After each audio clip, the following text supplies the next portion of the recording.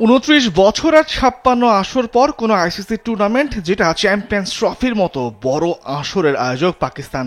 স্বপ্ন ছিল অনেক, কিন্তু বাস্তবতা বলছে সার্থকতার চাইতে পাকিস্তানের নামের পাশে হতাশা নামক শব্দটা যেন হয়ে উঠেছে প্রতিচ্ছবি। আসর থেকে বাদ পড়েছে গ্রুপ পর্ব থেকেই, শুধু তাই নয়, অংশ নেওয়া মোট 8 দলের মধ্যে 7 থেকে শেষ করেছে আসর। সাবেক ক্রিকেটার থেকে শুরু করে ক্রিকেট বোদ্ধারা এক হাত নিয়ে ছেড়েছে দলটা, সঙ্গী হয়েছে শনির দশার। শনির দশা বলছে এই কারণে, পাকিস্তানের করাচি, লাহোর ও রাওয়ালপিন্ডিতে হবার কথা ছিল মোট 15 ম্যাচের আসরের 11টি ম্যাচ, আর দুবাইতে 4টি। যেহেতু হাইব্রিড মডেল, তাই ভারত আসরের ফাইনালে না খেললে সেটাই হবার কথা ছিল। সেখানে অস্ট্রেলিয়াকে হারিয়ে চ্যাম্পিয়ন্স ট্রফির নবম আসরের ইতিহাসে পঞ্চমবারের মতো ফাইনালে উঠেছে ভারত, আর তাতেই ফাইনালের ভেন্যু পাকিস্তান বদলে বসতে যাচ্ছে দুবাইতে।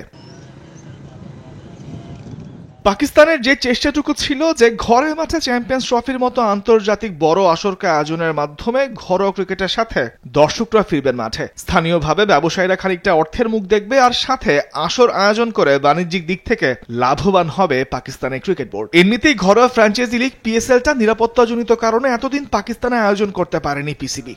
এবার চ্যাম্পিয়ন্স ট্রফিকে সামনে রেখে কম টাকাও ঢালেনি দেশটির বোর্ড। নিরাপত্তা নিশ্চিত করতে আরোপ করা হয়েছে বাড়তি কড়াকড়ি, তাতে ভালো টাকা তো গেছেই, আর আসর শুরুর আগে স্টেডিয়াম মেরামত করতে 1800 কোটি পাকিস্তানি রুপি সংস্কারে হয়েছে ঢালতে।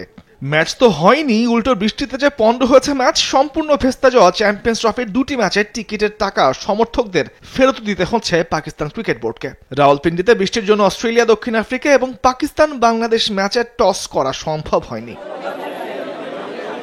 কিন্তু বিধিবাম 3 ম্যাচের পাকিস্তানে নষ্ট হয়েছে খোদ বৈরী আবহাওয়ার কারণে। বিজ্ঞাপন, টিভি রাইটস, টিকিট থেকে প্রত্যাশিত উপার্জন তো কমেছেই, সাথে দিন শেষে হাতছাড়া হয়েছে শিরোপা নির্ধারণের মঞ্চ ফাইনালটাও, যেখানেই চোখ থাকে পুরো ক্রিকেট বিশ্বের। পাকিস্তান ক্রিকেট বোর্ড ফাইনাল ম্যাচটি ঘরে মাঠে আয়োজন করে যে টাকার সুযোগ ছিল সেটি হারালো, একই সঙ্গে পাকিস্তানের দর্শকরা ঘরে মাঠে হারালো ফাইনাল খেলা দেখবার সুযোগটাও। আগামী 9 মার্চ দুবাই আন্তর্জাতিক ক্রিকেট স্টেডিয়ামে চ্যাম্পিয়ন্স ট্রফির ফাইনাল ম্যাচটি অনুষ্ঠিত হবে। ফাইনালে ভারতের প্রতিপক্ষ কে হচ্ছে সেটাই শুধুমাত্র নির্ধারিত হবে লাহোরের গাদ্দাফি স্টেডিয়ামে।